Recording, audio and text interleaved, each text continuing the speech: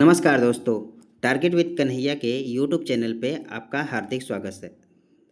दोस्तों, आज हम एक बहुत ही इम्पोर्टेंट टॉपिक को डिस्कस करने वाले हैं जिसका नाम है भूकंप। भूकंप से हर एग्ज़ाम में एक ना एक सवाल ज़रूर पूछे जाते हैं, जिसको हम लोग विस्तार से अध्ययन करेंगे और समझेंगे कि भूकंप क्यों आते हैं, इसके आने के क्या कारण हैं और एग्ज़ाम में कौन-कौन से ऐसे सवाल हैं जो हमारे एग्ज़ाम में पूछे जाते हैं। चलिए हम शुरू करते हैं आज का ये टॉपिक भूकंप। भूकंप को समझ लेते हैं। पहले भूकंप है क्या? भूकंप भूमि भूमि का कंपन में आना भूकंप कहलाता है। भूमि का कंपन में आना क्या कहलाता है? भूकंप कहलाता है। यह प्राकृतिक और मानवजनित दोनों हो सकता है। इसका कारण पृथ्वी का आंतरिक बाह्य बल दोनों होता है, जैसे ज्वालामुखी, भ्रंश, प्लेट विवर्तन की प्लेटों की लोचशीलता, आंतरिक भागों में जल का पहुंचना। प्लेटों की लोचशीलता क्या है समझ लेते हैं। प्लेटें रबड़ की तरह होती हैं और भार पड़ने पर यह दबती हैं और टूट जाती हैं। भार पड़ेगा तो पृथ्वी के अंदर एक हलचल होगा, उस हलचल को ही हम क्या कहेंगे? भूकंप होगा आएगा। आंतरिक भागों में जल का पहुंचना क्या अभिप्राय है? जैसे दो प्लेटें हैं, एक अस्तर वाली है, एक सागर वाली है। जब तक ये दोनों प्लेटें जब आपस में टकराएंगी या नीचे की ओर खसकेंगी तो क्या होगा? एक ब्रंश बनेगा और ब्रंश के अंदर पानी जमा हो जाएगा और पानी भाप बनकर उड़ता है, जिससे ज्वालामुखी बनता है और भूकंप आने की संभावना बढ़ जाती है, क्योंकि ज्वालामुखी बाहर निकल नहीं पाएगा तो अंदर एक हलचल होगा और हलचल होगा या विस्फोट होगा, जिससे पृथ्वी के अंदर हलचल होगी। उसी हलचल को हम लोग भूकंप कहते हैं। भूकंप के क्या कारण है समझते हैं। देखिए, उल्कापात पहला क्या है? उल्कापात। उल्कापात से कैसे भूकंप आएगा? एक उल्कापात आ रहा है, आते आते पृथ्वी से टकरा गया, टकराने से पृथ्वी में हलचल हो जाएगी और पृथ्वी में भूकंप आ जाएगा। बड़े बम का विस्फोट होना है, कहीं एक बड़ा बम गिर गया, विस्फोट हुआ, होने से भी पृथ्वी के अंदर क्या होंगे? भूकंप आ जाएंगे। बड़े बांध का निर्माण होना, पानी बांध में जमा होगा, अधिकतर समय तक पानी जमा होगा, जिससे भार बढ़ता जाएगा और वहाँ पे भूकंप आने की संभावनाएं बढ़ जाती हैं। कोयले के खनन से भी भूकंप आने की संभावनाएं बढ़ जाती हैं। कोयले के खनन होगा, भारी अंतर तक जाएंगे हम। अंदर तक जाने पे क्या होगा? फिर वही पृथ्वी के अंदर हलचल होंगी और हलचल होने से सुरंग आ जाएगी। सुरंग का निर्माण सेम प्रोसेस है। भूस्खलन, कहीं पर अगर भूस्खलन होता है तो अधिक मात्रा में वह पानी भरेगा या मिट्टी भरेगी तो पृथ्वी के अंदर हलचल होंगे तो भूकंप आने की संभावनाएं बढ़ जाती हैं। ठीक है, अब देखते हैं भूकंप को नापते कैसे हैं। सिस्मोलॉजी भूकंप से संबंधित शब्द है। सिस्मोलॉजी विज्ञान की जिस शाखा में भूकंपों का अध्ययन किया जाता है उसे सिस्मोलॉजी कहते हैं। मतलब भूकंप का अध्ययन क्या कहलाता है? सिस्मोलॉजी कहलाता है। सिस्मोग्राफ क्या है? भूकंप की तीव्रता का मापन सिस्मोग्राफ कहलाता है। अगर देखिए क्वेश्चन पूछा जाए कि भूकंप का अध्ययन क्या कहलाएगा? सिस्मोलॉजी कहलाएगा। और भूकंप की तीव्रता का मापन क्या कहलाएगा? सिस्मोग्राफ कहलाएगा। ठीक है, इतना समझ में आ रहा है ना? सिस्मोलॉजी और सिस्मोग्राफ। भूकंपीय पैमाना क्या है समझ लेते हैं। भूकंपीय पैमाना क्या है? तो भूकंप की तीव्रता के मापन के लिए प्रयोग किया गया पैमाना भूकंपीय पैमाना कहलाता है। भूकंपीय पैमाना कहलाता जो भूकंप को नापने के लिए जो हम पैमाना यूज करते हैं वो पैमाना क्या कहलाता है? भूकंपीय पैमाना कहलाता है। जैसे इसमें 3 प्रकार के पैमाने अब तक विकसित हुए हैं। जैसे फेरस राशि का पैमाना है, ये 11 अंक के सर्वप्रथम प्रयोग किया गया था, यह मान्य नहीं है। मार्केले का पैमाना है, 12 अंक इसमें होते थे। इससे भूकंप में हुई क्षति को देखकर पता लगाते थे कि कितनी तीव्रता का मापन रहा होगा, ज़्यादा प्रभावशाली या नहीं रहा, क्योंकि हम इसको विनाश को देखकर यह तय करते थे कि कितने रिक्टर का पैमाना रहा होगा या कितना भूकंप आया होगा।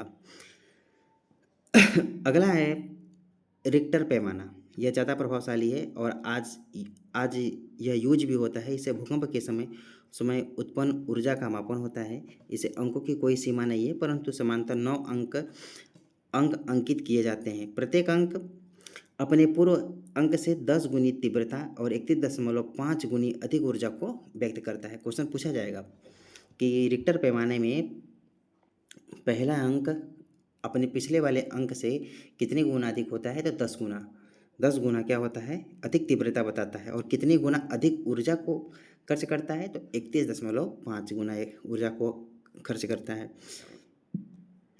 आगे देखते हैं, अंकों के भूकंप समान है जबकि छठवां, देखिए इसको समझ लीजिए। 6 अंक से कम अंकों के भूकंप क्या है, समान है, जबकि छठवां और अधिक अंकों के भूकंप विनाशकारी होते हैं। 6 अंक से कम क्या है, सामान्य होते हैं। छठवां और 6 से अधिक वाले क्या होते हैं, विनाशकारी होते हैं।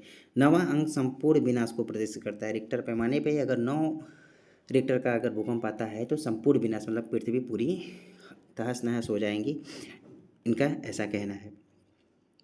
अब समझ लेते हैं कि भूकंपों से संबंधित कुछ शब्दावली हैं। फोकस, या जिसको भूकंप का मूल कहते हैं या भूकंप का केंद्र कहते हैं, यह क्या होता है, पृथ्वी के आंतरिक भागों में स्थित स्थान है जहां भूकंपी तरंगे सर्वप्रथम उत्पन्न होती हैं या 700 किलोमीटर की गहराई पर उत्पन्न होता है। समझे इसको, जहाँ पे भूकंपी तरंगे, जैसे सपोज करिए कि यह पृथ्वी है, पृथ्वी के अंदर सर्वप्रथम जहाँ से पे तरंगे उत्पन्न होगी, मान लीजिए यहाँ से 700 किलोमीटर की नीचे पे उत्पन्न होता है यहाँ पे, तो यहीं पे क्या होगा, भूकंपी फोकस होगा, भूकंपी मूल होगा, जिसको हम लोग फोकस कहेंगे। समझ में आ रहा है कि जहाँ पे सर्वप्रथम पृथ्वी में जहाँ पे सर्वप्रथम भूकंप आता है, मतलब सर्वप्रथम भूकंप का कंपन शुरू होता है, उसे क्या कहते हैं, भूकंपी फोकस कहते हैं। अधिकेंद्र क्या कहते हैं, या 50 मीटर की गहराई वाले भूकंप समान होते हैं। अधिकेंद्र देख लेते हैं। एपी सेंटर, सतह पर वह स्थान जहाँ सर्वप्रथम एवं सर्वाधिक तीव्रता का भूकंप आता है। सतह पर सपोज करिए कि यह पृथ्वी है, भूकंप यहाँ पे सर्वप्रथम उत्पन्न हुआ, यहाँ से भूकंप चला और सतह पर जहाँ पे आया, यहाँ पे क्या हो जाएगा, अधिकेंद्र हो जाएगा सतह पर। और पृथ्वी के अंदर सर्वप्रथम जहाँ पे भूकंप, पृथ्वी के अंदर जहाँ पे होता है, यहाँ पे जैसे यहाँ पे आया तो इसको क्या बोलेंगे, फोकस बोलेंगे या मूल बोलेंगे। ठीक है, ये भी समझ में आया। एपी सेंटर हो गया। तीव्रता घटती है, मतलब अधिकेंद्र से दूर जाने पर क्या होती है, तीव्रता घटती है। मतलब कि सतह से जितना हम दूर जाएंगे, जहाँ पे सर्वप्रथम भूकंप हमारा नापा गया था रिक्टर स्केल पे, वहाँ से दूर जाएंगे तो क्या होगा कि इसकी तीव्रता घटती जाती है। समभूकंपी रेखाएं क्या हैं, समभूकंपी यह काल्पनिक रेखा है जो भूकंपी तीव्रता वाले स्थानों को जोड़ती है, जो समवृत्तों के रूप में निर्मित होती है। समान भूकंपी तीव्रता, मतलब पृथ्वी पर एक ही रिक्टर पैमाने का जहाँ जहाँ पे भूकंप आया होगा उसको मिलाने वाली रेखा को समभूकंपी रेखाएं कहते हैं। सपोज करिए इंडिया में 6 रिक्टर पैमाने का भूकंप आया, अमेरिका में भी आया, तो इसी एक रेखा बनेगी, इस रेखा को हम क्या कहेंगे, समभूकंपी रेखाएं कहेंगे। और सहभूकंपी रेखाएं क्या है, सहभूकंपी रेखाएं यह भी काल्पनिक रेखा है जो सामान्य समय में आए भूकंपीय स्थानों को जोड़ती है। यह सहकेंद्रीय वृत्तों की तरह नहीं होती, अर्थात इसका केंद्र एक नहीं होता है। कहने का मतलब ये है कि जहाँ पे एक ही समय पे भूकंप आएगा, इंडिया में सेम टाइम पे, अमेरिका ऑस्ट्रेलिया सेम टाइम पे अगर भूकंप आया, तो ऐसी रेखाओं को मिलाने वाली काल्पनिक रेखाएं क्या कहलाती हैं, सहभूकंपी रेखाएं कहलाती हैं। सपोज कीजिए कि 5 रिक्टर पैमाने का इंडिया में भूकंप आया, सेम ऑस्ट्रेलिया में, सेम ही अमेरिका में आता है, तो ऐसी रेखाओं को मिलाने वाली रेखा को, काल्पनिक रेखा को क्या कहते हैं, समभूकंपी रेखाएं कहेंगे। ठीक है, यहाँ तक समझ में आया। चलिए देखते हैं भूकंपी तरंग। यहाँ से ही क्वेश्चन पूछे जाते हैं कि भूकंपी तरंगों से ही बाबा क्वेश्चन हमारे बनते हैं। समझ लेते हैं भूकंपी तरंग। भूकंपी तरंग 3 प्रकार की होती हैं, पी तरंग, यस तरंग और यल तरंग। पी तरंग को प्राइमरी तरंग बोलते हैं या प्राथमिक तरंग बोलते हैं। यस तरंग को द्वितीयक तरंग या सेकेंडरी वेव्स बोलते हैं। यल तरंग को दीर्घ तरंग या लव तरंग बोलते हैं, लव वेव्स बोलते हैं। भूकंप के समय उत्पन्न होने वाले तरंगों को भूकंपी तरंग कहते हैं, जिसमें पी और यस तरंगे आंतरिक भागों में गति करती हैं तथा यल तरंग सतह पर गति करती है। बार बार क्वेश्चन पूछा जाता है कि सतह पर कौन सी तरंग गति करती है, तो यल तरंग। आंतरिक भागों में कौन सी तरंग गति करेगी, पी तरंग और यस तरंग। देख लेते हैं पी तरंग को पहले। देखिए पी तरंग क्या है, पी तरंग प्राइमरी वेव्स। पी तरंगे लघु तरंग दैर्ध्य उच्च आवृत्ति वाली अनुदैर्ध्य तरंग हैं। पी तरंग ठोस, द्रव, गैस तीनों अवस्था में गमन कर सकती है।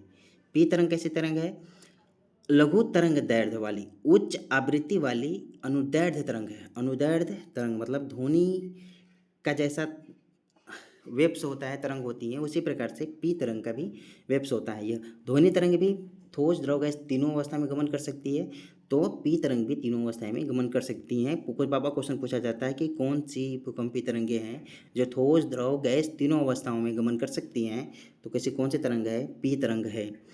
इसकी गति सर्वाधिक ठोस में होती है। औसत गति कितनी होती है? 8 किलोमीटर प्रति सेकेंड होती है। 8 किलोमीटर, 1 सेकेंड में 8 किलोमीटर जाएगी। इसकी गति सर्वाधिक ठोस में, फिर उससे कम द्रव में, और सबसे कम किस में होती है? गैस में होती है। इस तरंगों की भांति यह ध्वनि तरंगों की भांति, यह पी तरंगे ध्वनि तरंगों की भांति पुश करती हुई चलती हैं, मतलब धक्का देती हुई चलती हैं। इसका नेचर कैसा होता है? साउंड वेव जैसा इसका नेचर होता है। जैसे साउंड का वेव्स होता है, तरंग होती है, उसी तरीके से पी तरंगों का नेचर होता है। आगे समझ लेते हैं सेकेंडरी वेव्स। सेकेंडरी वेव्स क्या है? जिसे दीर्घक तरंग या यस तरंग बोलते हैं। यस तरंगे भी लघु तरंग दैर्ध्य उच्च आवृत्ति वाली अनुप्रस्थ तरंग होती हैं। कैसी होती हैं? लघु तरंग दैर्ध्य उच्च आवृत्ति वाली अनुप्रस्थ होती हैं। पी कैसा होता है? अनुदैर्ध्य। और अनुप्रस्थ कैसा है? यह प्रकाश की भांति चलेगी। देखिए, यस तरंग केवल ठोस गति में गमन करती है, यह द्रव में अवशोषित या परावर्तित हो जाती है। यस तरंग प्रकाश तरंगों की भांति गमन करती है। इंपॉर्टेंट है, यस तरंग प्रकाश तरंगों की भांति है। इसे विनाशात्मक विध्वंसक तरंग भी कहते हैं। ठीक है, देखिए यल तरंग। अब पढ़ते हैं लव तरंग को। लव तरंग यह तरंग दैर्ध्य निम्न आवृत्ति वाली यांत्रिक तरंग है, जो अनुदैर्ध्य अनुप्रस्थ दोनों हो सकती है। यह तरंग कैसी? अनुप्रस्थ भी हो सकती है, अनुदैर्ध्य भी हो सकती है, और इसकी गति कितनी होती है? 3 किलोमीटर प्रति सेकेंड होती है। इसकी खोज लव नामक वैज्ञानिक ने की थी, इसलिए इसे लव तरंग भी कहा जाता है। इन्हीं तरंगों से सतह पर विनाश की घटना होती है, इसलिए इन्हें सतही तरंग भी कहते हैं। इन्हें इसलिए क्या कहते हैं? सतही तरंग कहती हैं। सतह पर चलती हैं 3 किलोमीटर प्रति सेकेंड के हिसाब से, और सबसे विनाशात्मक होती हैं सतह पर, तो इसे यल तरंग कहते हैं। पी तरंग हम लोग डिस्कस किए क्या? पी तरंग, यस तरंग और यल तरंग को कुछ इंपॉर्टेंट नोट्स हैं, देख लेते हैं। भूकंप के समय जी का मान घटकर 7.7 मीटर प्रति सेकेंड हो जाता है। पहला, जी का मान घटकर कितना हो जाता है? 7.7 मीटर प्रति सेकेंड हो जाता है। भूकंप के समय पृथ्वी से रेडान गैस का उत्सर्जन भूकंप से पूर्व बढ़ जाता है। रेडान गैस सबसे भारी अक्रिय गैस होती है। क्वेश्चन बार बार पूछा जाता है कि भूकंप के समय कौन सी गैसों का उत्सर्जन सबसे अधिक हो जाता है? तो कौन सी गैस है? रेडान गैस है। रेडान गैस अक्रिय गैस है, अक्रिय गैसों में सबसे भारी गैस है। भूकंप से पूर्व भूकंपीय क्षेत्र उभर जाता है। पशु पक्षियों के आचरण में अचानक परिवर्तन आ जाता है। पशु पक्षियाँ जो छोटे क्षुद्र जो जो अनुस्रव साउंड को सुन सकती हैं, ऐसी पक्षियाँ क्या करती हैं? चहचहाने लगती हैं, जिससे यह मालूम हो जाता है कि भूकंप आने वाला है। ठीक है, आई होप ये टॉपिक आप लोग को समझ में आया होगा। वीडियो को एक बार आप लोग रोक रोक के पुश कर करके आप लोग देखिएगा। जहाँ पे नहीं समझ में आएगा उसको फिर से दोबारा देखिएगा। मेरा विश्वास है कि आपको बिल्कुल समझ में आएगा। ठीक है, ऐसे ही कुछ इन्फॉर्मेटिव वीडियो के साथ हम लोग नेक्स्ट वीडियो में मिलेंगे। तब तक के लिए आप लोग अपना ध्यान रखिए, मस्त रहिए, स्वस्थ रहिए, और आगे ही ऐसे ही वीडियो पाने के लिए हमारे चैनल को लाइक शेयर एंड सब्सक्राइब जरूर कर लीजिएगा। नमस्कार।